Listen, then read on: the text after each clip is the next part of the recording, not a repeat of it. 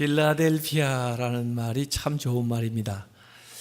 그 헬라어의 그 필리아, 사랑이라는 말이고, 아델포스, 형제라는 말인데 그 두 단어가 합성되어서 필라델피아가 된 겁니다. 그러니까 사랑하는 형제, 뭐 그런 뜻이죠. 그래서 사실 그 도시에 담겨 있는 그 형제 우애를 반영하기 위해서 그 도시의 이름을 필라델피아라고 붙였는데, 그 이후로 그것을 지명으로 붙이는 데들이 많습니다. 대표적으로 미국에 가면 필라델피아가 있죠. 네, 여기 필라델피아는 원래 조그마한 도시였습니다. 한 1000명 정도 살고 있는 조그마한 도시고, 또 거기에 세워진 교회도 따라서 조그마한 교회입니다. 그럼에도 불구하고 유명한 이름을 갖게 되었죠. 사실 이 필라델피아라는 지역은 지리적으로 보면 아주 요충지에 있습니다. 그래서 필라델피아를 통해서 가야 메소포타미아까지 이를 수가 있고, 또 필라델피아를 통해서 반대로 서쪽으로 가면 로마까지 이를 수가 있는 그런 중간에 자리를 하고 있는 그런 지역의 교회, 필라델피아 교회, 7교회 중에 하나이지만 칭찬받은 교회입니다. 7교회 중에 2교회만이 칭찬만 나와요. 이 필라델피아 교회하고 서머나 교회. 그 밖에는 칭찬도 있지만 책망도 있어요. 약속의 말씀도 있지만 권면의 말씀도 나오는데, 책망의 말씀이 없는 게 이 필라델피아 교회예요. 사실 책망만 받은 교회는 4대 교회예요. 칭찬이 없고, 완전히 이 필라델피아 교회하고는 반대가 되는 그런 교회입니다. 저는 이번에 무슨 말씀을 전할까 올해 110주년을 놓고 기도하다가 하나님께서 제 마음에 떠오르게 했던 교회의 모습이 바로 이 필라델피아 교회입니다. 이 교회를 닮아라, 또 이 교회처럼 신자들이 됐으면 좋겠다, 그런 심정이 느껴졌기 때문에 제가 이 요한계시록에 나와 있는 교회 중에 이 필라델피아 교회를 선정하고, 그리고 제목을 열린 교회, 이렇게 오늘 정했습니다. 사실 이 필라델피아 교회는 역사적으로 보면 이 7개의 교회가 역사 시기마다 그 시기의 교회를 반영을 하고 있다고 그렇게 해석하는 사람들이 있는데, 이 필라델피아 교회는 18세기에서 20세기의 교회의 모습을 드러낸다, 그렇게 공통적으로 얘기해요. 18세기에는 영국의 대각성 운동이 일어나 가지고 윌리엄 캐리 같은 사람을 이제 선교사로 보내기 시작한 그런 세기입니다. 그 후에 미국에서도 부흥 운동이 일어나 가지고 미국에서 선교사를 보내고, 그것이 사실은 저 일본의 동양 선교회를 세우고, 또 한국에는 그 언더우즈와 아펜셀라 목사님이 직접 미국에서 들어오셔서 감리교회와 장로교회를 세웠고, 우리 성결교회는 정빈 김상진이라는 분이 일본에 가서 미국 사람들이 세운 동경 성서학원에서 공부를 하고 돌아와서 한국 사람에 의해서 한국에 세워진 이 토착, 또 토종 교단이라고 말할 수가 있죠. 그래서 정말 우리 성결교회 자부심은 우리 한국 사람에 의해서 교회가 시작됐는데, 처음에는 전도하려고 시작됐어요. 그래서 이름 자체도 그냥 복음 전도관 해가지고, 전도, 교회를 세우려는 것보다, 교단을 세우는 것보다 전도, 영혼 구원, 거기에 관심을 갖다 보니까 사람들이 자연스럽게 모여서 전도 처소를 여기저기 여러 곳에 두고 또 전도를 했는데, 그러다 보니까 그 전도 처소가 교회가 된 겁니다. 그래서 우리 중앙교회가 복음 전도관으로 시작되면서 그때부터 세운 교회 수가 68개 교회예요. 직접 우리가 세운 교회가. 지금 현재 우리가 22명의 선교사를 파송하고 있습니다만은 그 또 68개 교회가 또 교회를 세우고 또 교회를 세워가지고 지금 전 세계에 이제 2,700여 개의 교회가 되었고 신자들은 80만의 신자가 됐습니다. 그것의 아주 뿌리가 저희 교회예요. 여기서 이렇게 나가서 지금 이만큼 이룬 거예요. 이게 20세기에 되어진 놀라운 일입니다. 그래서 기독교 역사로 보면은 18세기부터 20세기까지는 큰 부흥의 역사가 일어났고 교회 확장이 일어났는데 영국을 중심으로 또 미국을 중심으로 그리고 현재는 한국을 중심으로 되어지는데 이 교회가 필라델피아 교회의 그 시대다 이렇게 늘 이 얘기를 하게 되는 거죠. 여기 필라델피아 교회에 대해서 얘기할 때 예수님을 소개하는데 물론 다른 교회를 얘기할 때도 예수님을 소개해요. 근데 그 특징을 딱 잡는데 다윗의 열쇠를 가지십니다 그랬습니다. 이 열쇠를 가진 사람은요 사실 권세가 있는 거예요. 권위가 있는 거예요. 열고 닫을 수가 있고 닫으면 누가 열 수 없고 열면 누가 닫을 수 없는 이런 권세를 가지고 있는데 예수님이 그 다윗의 열쇠를 가졌다. 이제 하늘나라의 열쇠를 가지고 계신 분이다. 이렇게 말할 수가 있죠. 이건 원래 이사야서 22장에 나왔던 말씀이거든요. 구약에 예언되어 있던 거.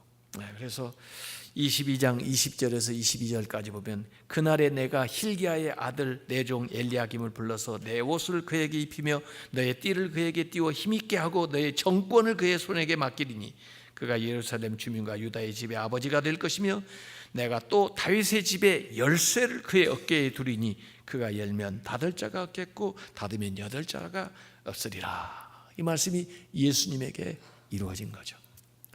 그리고 사실은 이 예수님께서 베드로가 신앙 고백을 할 때 그 고백 위에 교회를 세우겠다 하시고 그 다음에 베드로에게 열쇠를 주신다, 천국의 열쇠를 주신다 했는데 베드로 그 개인이 아니라 사실은 주는 그리스도시요 살아계신 하나님의 아들입니다라고 하는 그 고백을 하는 그 고백 위에 그 고백으로 하늘나라 갈 수 있다. 또 그 고백을 하는 사람들이 교회이고 그들에게 하늘 문이 열린다. 요 약속이 주어지는 거죠.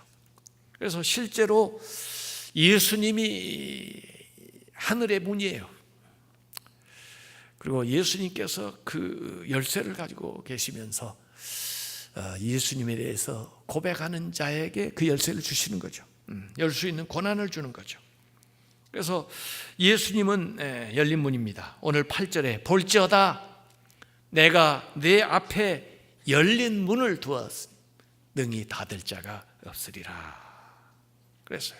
예수님이 문인데 요한복음 10장 7절에도 내가 양의 문이다 하셨고 9절에도 내가 문이니 누구든지 나로 말미암아 들어가면 구원을 받고 또 들어가며 나오며 꼴을 얻으리라 이렇게 말씀을 하셨습니다.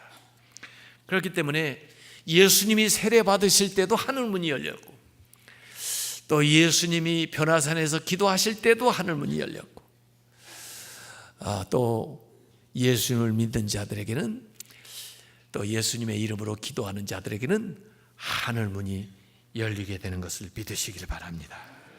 여기 필라델피아 교회가 칭찬만 받았다고 그랬는데요.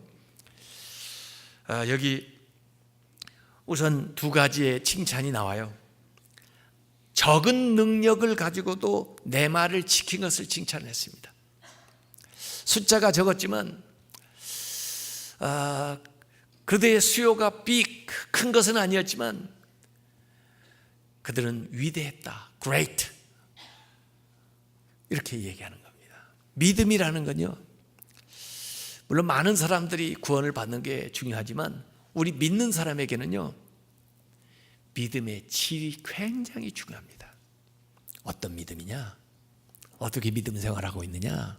믿음의 질을 추구해야 돼요. 우리 믿는 사람들은요. 물론 많이 전도해야죠. 그러나 교회는 질적으로 믿음에 있어서 비록 겨자씨만한 것이라도 산을 옮길 수 있는 능력을 나타내는 그런 퀄리티가 있어야 돼요. 양질의 믿음을 가져야 돼요. 그런 믿음을 가지시기 바랍니다. 이 빌라델피아 교회는 적지만 하나님의 말씀을 지키기 때문에 그들의 믿음에 있어서 어느 큰 교회보다도 어느 대단한 사람들보다도 주님 앞에 인정을 받았다는 거예요. 그 다음에 다음 칭찬은 내 이름을 배반치 않았다.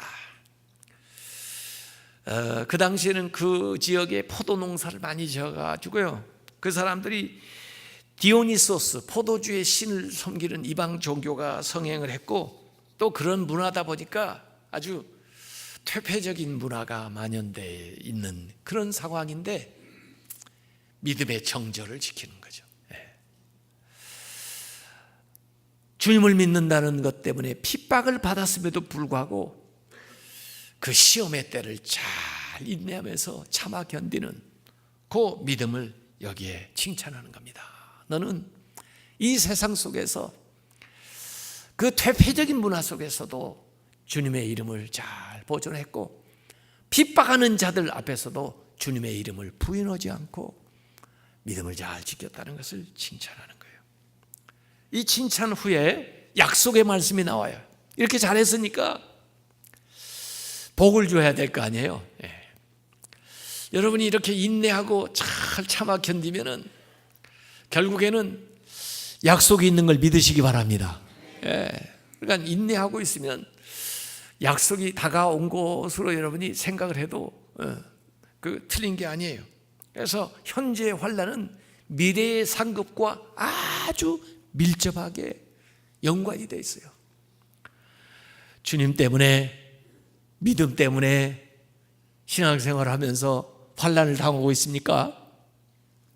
미래의 상급이 확실하게 약속되어 있습니다. 여기 첫 번째 약속이 뭐냐면 대적하는 자들을 얻게 될 것이다.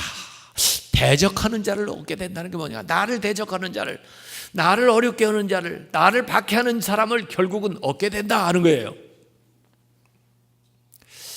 이삭이 성실하게 그 농사도 짓고 우물도 파고 그러는데 블레셋 사람들이 시기를 해가지고 잘 되니까 완력으로 우물을 자꾸 강제적으로 빼앗아요. 자기 권리를 주장할 만한데도 이삭은 양보하고 또 가서 파고 또 파고 그래요. 대항한 것도 없는데 결국에는 이 블레셋 사람들이 가만히 보니까 그래도 이삭은 여전히 잘 되거든요. 그래서 그들이 자기 발로 이삭 앞에 나와가지고 화친하자 그러면서 우리가 너에게서 하나님을 분명히 봤다 그래요. 어떻게 사람이 하나님을 보겠어요? 아니 더구나 믿지 않는 자가 어떻게 하나님을 보겠어요? 그런데 이삭이 그렇게 복을 받고 하는 일마다 잘 되는 걸 보니까 분명히 자기 눈으로 하나님을 보았다 그러면서 앞으로는 더 이상 괴롭게 안 할 테니까 너도 우리를 해하지 않겠다고 약조를 하자. 그게 대적을 얻는 거예요. 대적을. 그게 진짜 승리예요. 대적을 완력으로 누르는 건요, 보이는 육체적으로는 이길 수 있을지 몰라도 그 마음까지 살 수는 없어요. 근데 오늘 여기 사탄의 회중에 들었던 자들, 자칭 유대인이라고 그렇게 했던 대적자들이 결국 와서 뭐라고 빌라델피아 교인들에게 일하게 되느냐면 너희들은 하나님의 사랑을 받은 자로다 라고 이 얘기하게 될 거라는 거예요.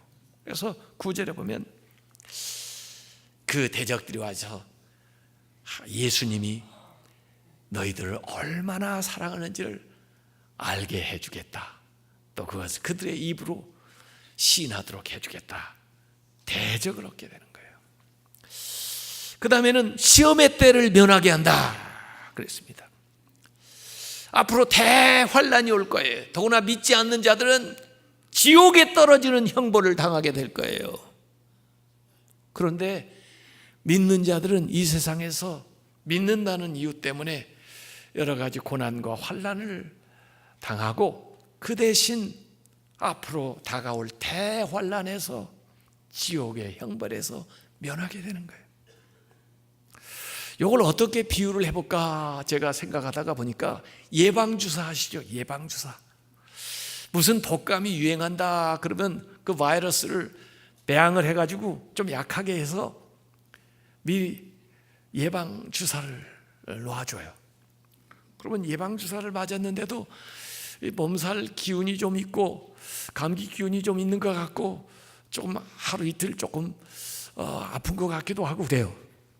그러면서 몸 안에서 면역력이 생기는 거죠. 항체가 형성이 돼가지고 실제 그 바이러스를 이겨낼 수 있는 능력이 내 안에서 배양되는 거예요.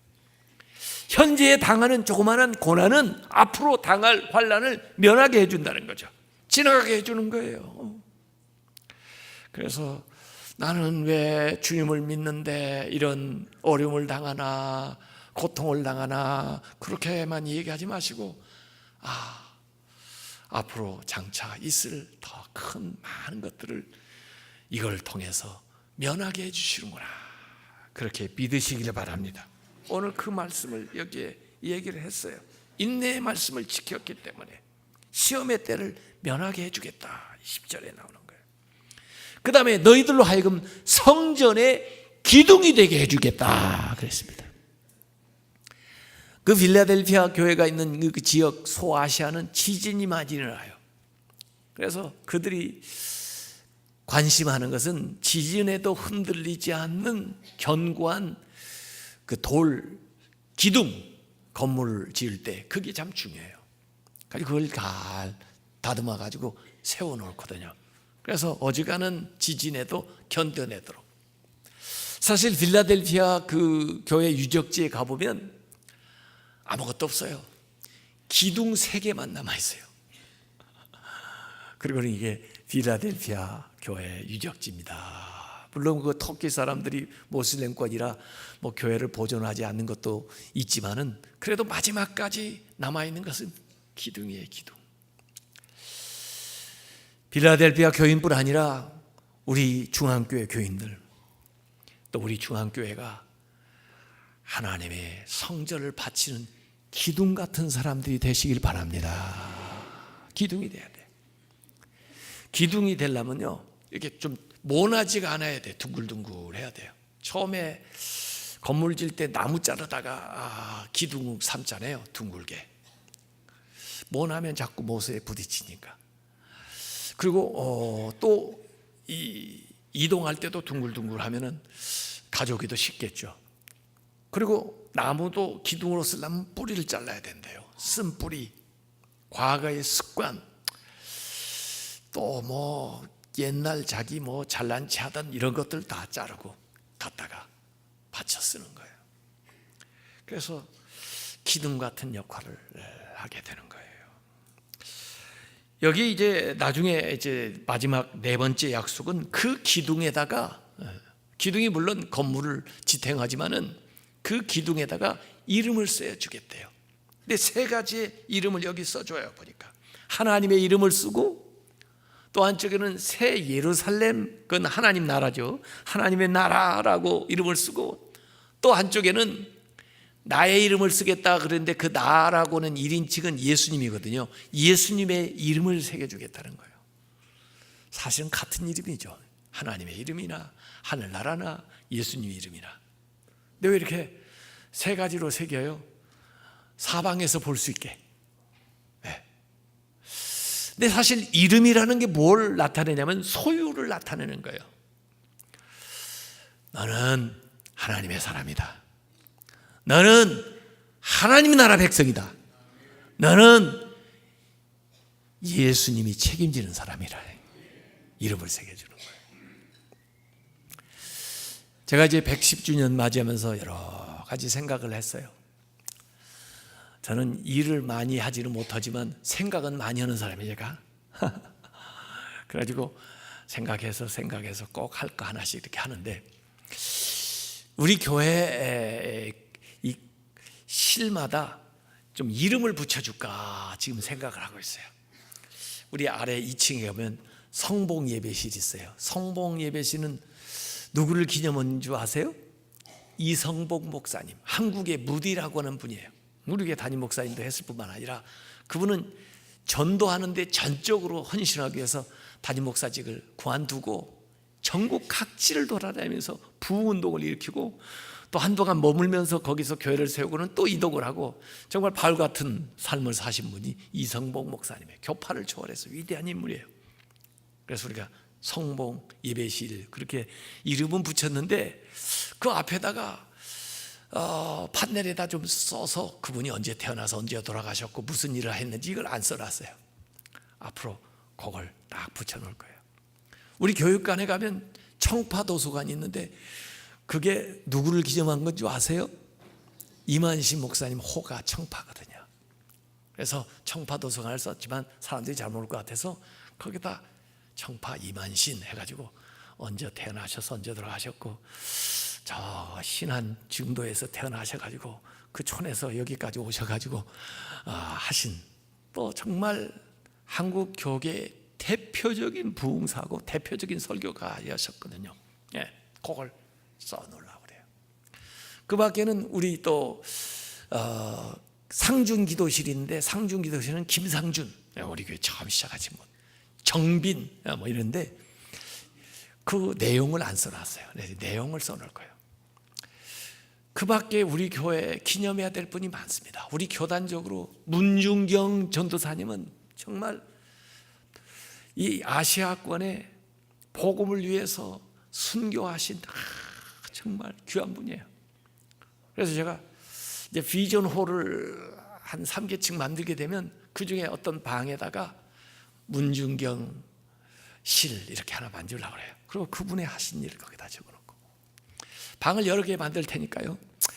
방마다 박기반 전도사님 아세요? 박기반 전도사님은요 배선표 목사님 우리 교회 담임 목사님도 했는데 배선표 목사님의 부인이신데 정말 신여성이었어요. 성각자 참 초창기 하신 일이 대단해요.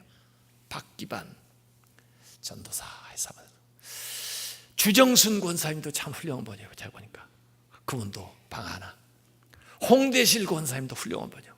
그분도 방 하나. 뭐 이런 식으로 해서 살아계신 분들 훌륭한 분들 나중에 돌아가시면 하고 이름 붙이고 싶으면 빨리 하늘 날아가시면 되고 돌아가신 분 가운데 훌륭한 분들 이름을 하나씩 이렇게 붙여서 우리 후손들이 그 방에 드나들면서 이런 분이 돼야 되겠다.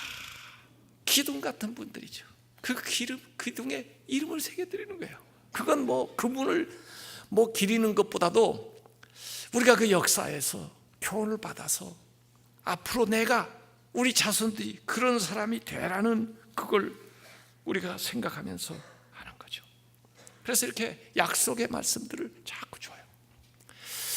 다른 교회들은 막 책망의 말씀, 권면의 말씀이 많은데 책망의 말씀은 없고 권면의 말씀 딱 하나 나오는데 권면의 말씀이 뭐냐면 지금까지 한 것을 굳게 지키라 하는 말씀이에요. 지금까지 한 대로 해라는 거예요. 왜? 변할 수가 있어요. 잘하다가 변하기도 한다고요.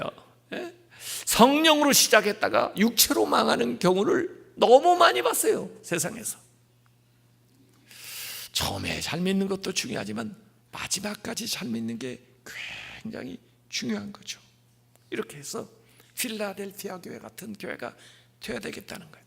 그래서 오늘 읽은 말씀을 여기 가만히 보면은 중요한 4가지 단어 나오는데 열린 문이라는 이야기가 나오고 다윗의 열쇠가 나오고 성전 기둥이 나오고 면류관이 나와요. 면류관. 근데 이게 가만히 보면은요 그림이 그려져요. 일단 기둥이 큰 견고한 안정적인 기둥이 딱 쓰고요. 그 기둥을 축으로 해가지고 문이 딱 만들어져요. 그냥 문은 열고 닫으려고 문을 만드는 거기 때문에 그 문 가운데 열쇠를 만들 거 아니에요. 그러면 키가 필요할 거 아니에요. 네.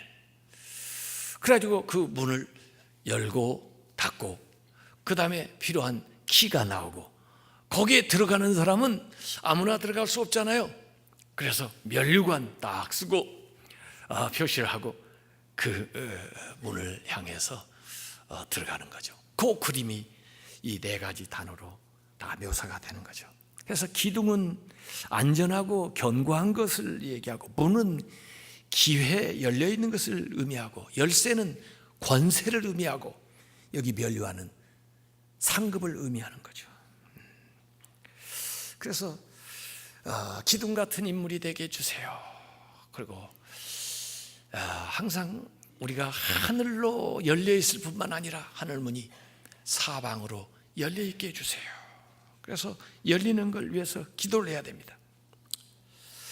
제가 미국에서 공부를 하면서 참 하나님의 감동하심으로 교회를 개척을 했었더랬는데, 개척하기 전에 몇 달 동안 한 6개월을 준비 기도를 했어요. 하나님, 정말 교회를 개척해야 됩니까?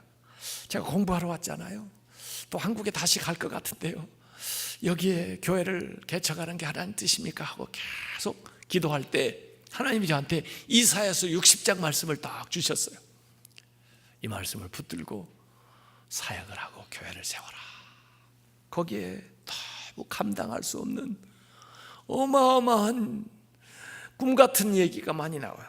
이사야서 60장 11절에 너의 성문이 항상 열려 있어서 주야로 닫히지 아니하리니 이는 사람들이 너에게로 이방 나라들의 재물을 가져오며, 마치 어디를 정복해 가지고 전리품을 가져오는 것 같아요. 포로들을 잡아오는 것 같아요. 그들의 왕들을 포로로 이끌어옴이라. 좋은 뜻으로 말하면은 어디에 사로잡혀 있던 자들을 해방해 가지고 데려오는 거죠. 이사야서 60장 3절에서 5절 보면 나라들은 너의 빛으로, 빛을 밝히면요, 우리가 이 도시에서도 빛을 밝히려고 하는데, 빛을 밝히면요 시골에서도 막 이 벌레들이 거기에 이렇게 달라들어요.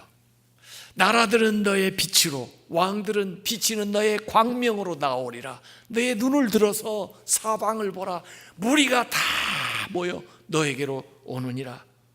너의 아들들은 먼 곳에서 오겠고 너의 딸들은 안개 올 것이라. 그때 네가 그걸 보고 깊은 빛을 내며 너의 마음이 놀라고 또 화창하리니 이는 바다의 부가 너에게로 돌아오며 이방 나라들의 재물이 너에게로 옴이라. 할렐루야. 저는 이게 교회 부흥에 대한 심령들이 돌아오는 것에 대한 꿈을 꾸면서 이 말씀을 읽었지만은, 여러분들은 사업하시는 분들은 진짜 세상의 부가 여러분 집으로 다 여러분의 사업체로 들어오는 걸 꿈꾸시기 바랍니다. 열려주세요. 열려. 제가 은혜 한인교회 이번에 부흥회를 갔더니 그분들이 특별 새벽 기도를 하면서, 보통 때는 담임 목사님이 새벽 기도를 인도 안 하신다는데 이번에는 부흥회를 위해서 35주년 기념 부흥회를 하니까 각 목사님이 새벽마다 준비 기도회를 하시고 또 교인들에게 주지를 다 시키고 은혜 받아야 된다, 은혜 받아야 된다. 거기 갔더니 저에 대해서 연구를 많이 하셨는지, 이 목사님 특별한 은사가 있는데 아이 못 갖는 가정 기도를 해주면 아이를 태문이 열려가지고 애를 낳으니까 오늘 아이 갖기를 원하는 사람은 다 올라오라고 그랬더니 한 50가정 올라왔어요. 목사님 기도해 주실 거죠? 그러는데 뭐 안 할 수가 있나요? 네. 제가 기도하면서 이들이 동시에 임신을 하면 동시에 내년에 돌잔치를 내후년에 한꺼번에 50가정이 할 텐데 그땐 나를 초대해 주시오. 내가 다시 그렇게 얘기를 하고 갔는데, 문이 열리는 건 참 좋은 거예요. 그 사람들은 대문도 열려야지만 여러분들에게 축복의 문이 열리시기 바랍니다. 기회의 문이 열리시기 바랍니다. 광야에 사는 분들은 광야에서 나가는 문이 열리시기 바랍니다. 사방이 답답하면 하늘의 문이 열리시기 바랍니다. 전도의 문도 열리시기 바랍니다. 관계의 문도 열리시기 바랍니다. 기도의 문도 열리시기 바랍니다. 소망의 문도 열리시기 바랍니다. 마음의 문도 열리시기 바랍니다. 영혼의 문도 열리시기 바랍니다. 구원의 문도 열리시기 바랍니다. 문이 열려야 돼요. 기둥 같은 인물이 돼야 돼요. 우리가요. 기둥은요, 이 더불어 함께 일하는 거예요. 동역하는 거예요. 제가 다른 교회에 이렇게 집회를 하러 가면요, 저는 두 가지 목적이 있어요. 이 집회라는 건요, 평소에 자기가 못하는 것을 또 다른 사람 데려다가 보충을 시키는 거예요. 그래서 잔치를 벌이고, 왜 잔치가 필요하냐면, 잔치는요, 평소 먹는 음식 외에 또 다른 색다른 음식, 또 우리는 무슨 이 명절을 당해가지고 잔치를 하면서 그 명절마다 먹어야 되는 것이 있잖아요. 왜냐하면 그 영양소가 부족 오니까 이름을 붙여가지고 먹이는 거예요. 그래야 이게 건강해지거든요. 그래서 우리가 부흥회도 하고 그런 거예요. 그런 때는 나와야 돼요.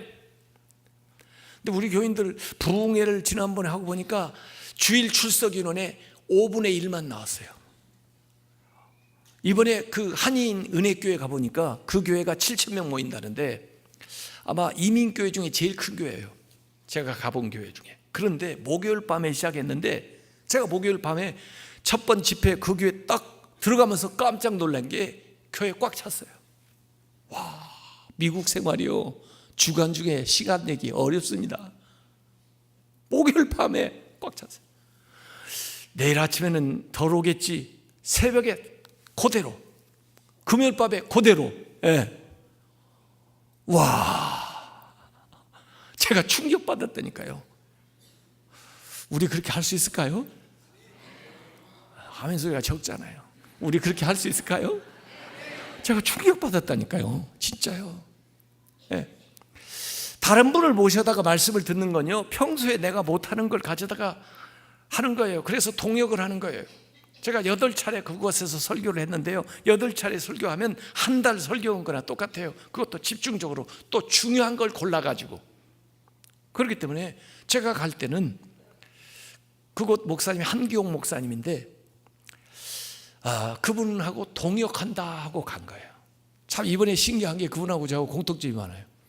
예수 믿는다고 집에서 쫓겨나가고 신학 공부를 한 게 똑같고, 한기홍, 저는 한기채인데 그분의 형이 한기창인데 저도 한기창이에요. 형이. 그분의 남동생이 한기영인데 저도 남동생이 한기영이에요.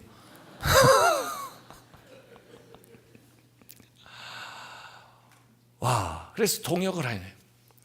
동역만 하는 게 아니고 저는 그 기간에 가서 그분의 목회를 배우는 거예요. 이분은 어떻게 목회를 하시나.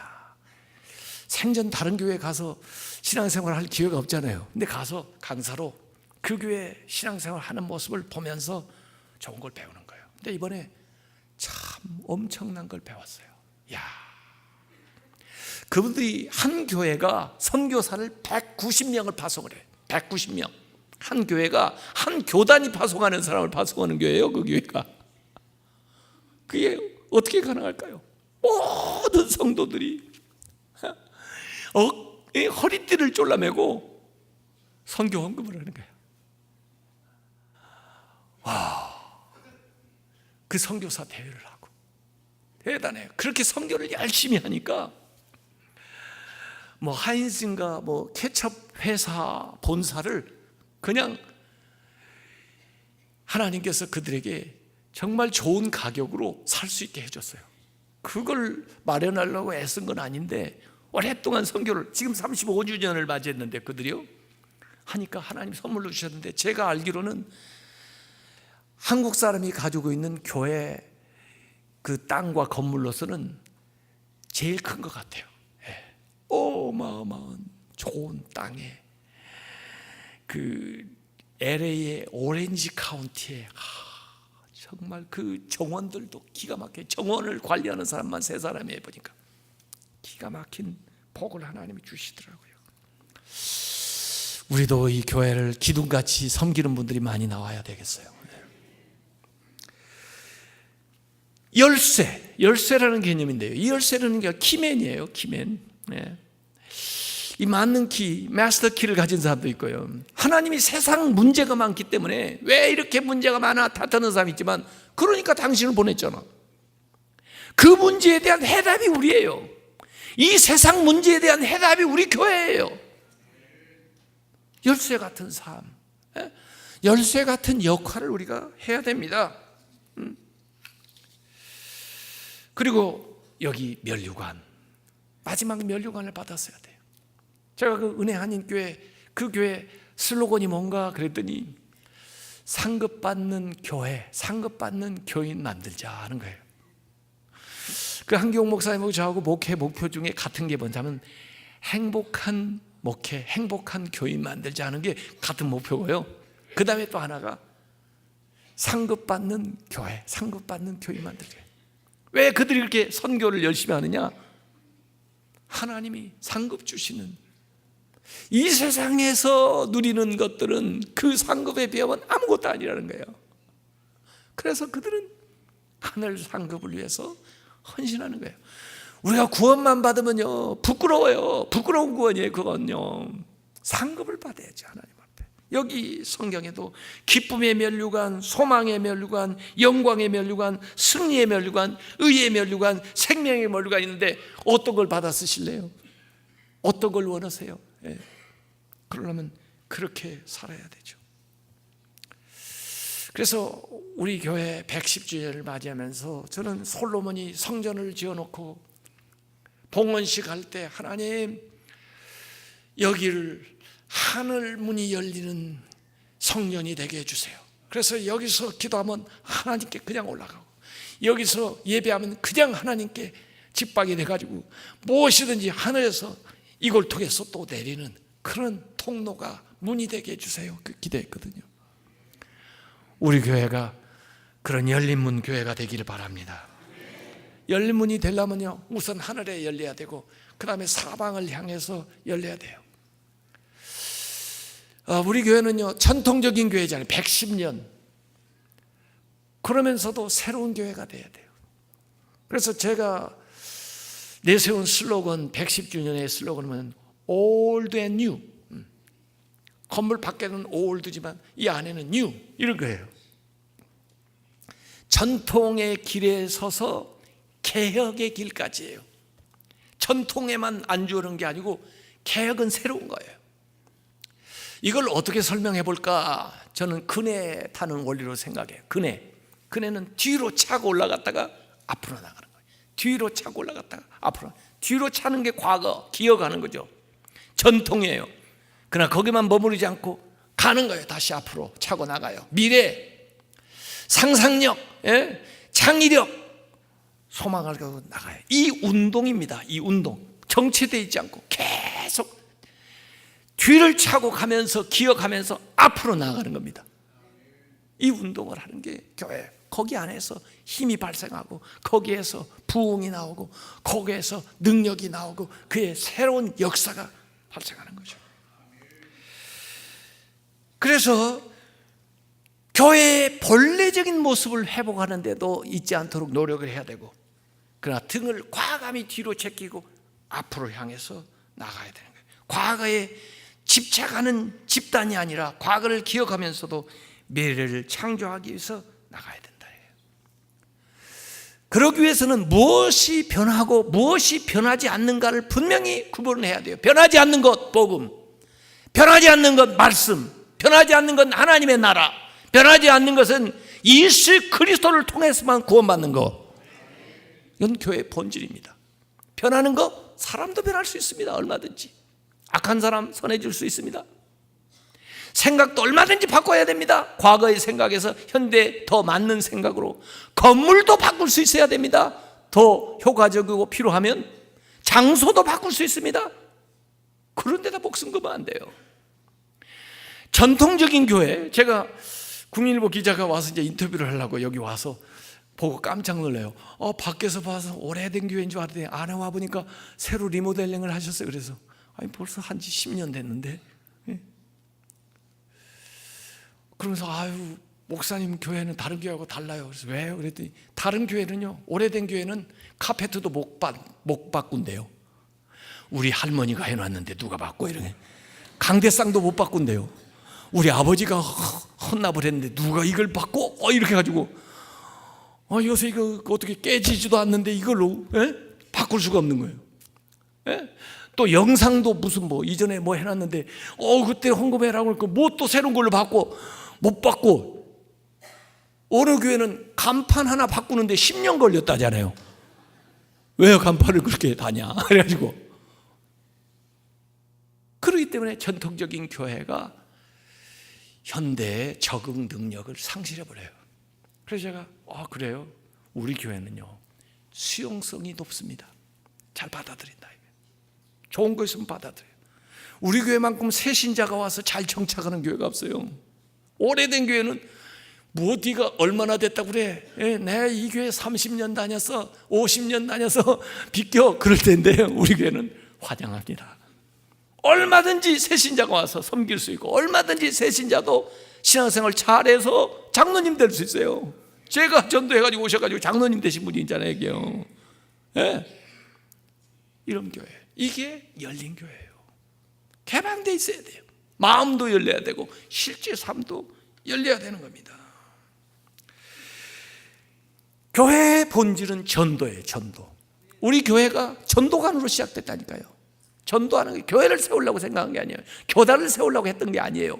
전도를 하다 보니까 교회가 필요했고, 교회가 있다 보니까 교단이 필요하게 된 거예요. 이게 사실 초대교회의 모습이에요. 여기서 68개의 전도처 교회를 만들어냈다니까요. 그리고 그 교회들이 또 그 정신으로 교회를 만들었다니까요. 그게 2700개의 교회가 된 거예요. 선교하는 교회. 목회만 하는 교회가 아닙니다. 선교하는 교회. 제가 중앙교회 14년 전에 왔을 때 모든 신자는 사역자다. 그래서 모두 다 사역을 해야 된다. 평신도 신자들이 자기가 해야 될 사역 4가지 영역에서 사역을 해야 된다 해서 사역자들을 계속 키워내고 격려했는데, 작년부터 제가 슬로건을 바꿨어요. 모든 신자는 선교사다. 군에 있든 해외에 있든 인생의 어느 시기에, 중요한 시기에 시간과 물질을 내서 선교해라. 아까 얘기한 교회 선교사 35년 동안 지금 현재 190명을 현재 파송하겠다고 그랬죠. 여러분이 다 선교사가 되면요, 우리는 훨씬 더 많아질 수 있어요. 다만 여러분이 돈 내서 하세요. 그냥 자비량 선교, 이게 더 나은 거예요. 누가 돈 보내줘서 하는 것보다. 그게 더 하나님 앞에 값진 거예요. 이걸 패러다임만 뒤집으면 우리는 얼마든지 할 수 있어요. 국내에서도 지금 몽골교회가 10주년 됐죠. 그들이 교회 몽골에 2개 세웠죠. 네팔교회 우리 또 하고 있죠. 중국교회 하고 있죠. 앞으로 10개 교회를 여 안에서 할 겁니다. 왜 못합니까? 여러분들이 제3세계만 남은 모든 분야에 한국의 탁월한 그 기술과 노하우를 가지고 있기 때문에 다 전문인입니다. 시간만 내세요. 훈련만 받으세요. 얼마든지 우리는 선교 일에 참여할 수가 있어요. 그래서 이전에는 초대하던 교회에서 이제는 침투하는 교회로 나아가야 되고, 이제는 구심력적으로 안으로 모으라 하던 교회에서 이제 밖으로 나아가는 원심력적인 선교를 해야 돼요. 그래서 열린 교회, 미래를 향하여 무한한 가능성을 가지고 열려 하나님 주신 힘과 능력을 가지고 땅끝까지 나아가는 그런 새로운 역사의 주역들이 다 되시길 주님의 이름으로 축원합니다. 기도하겠습니다.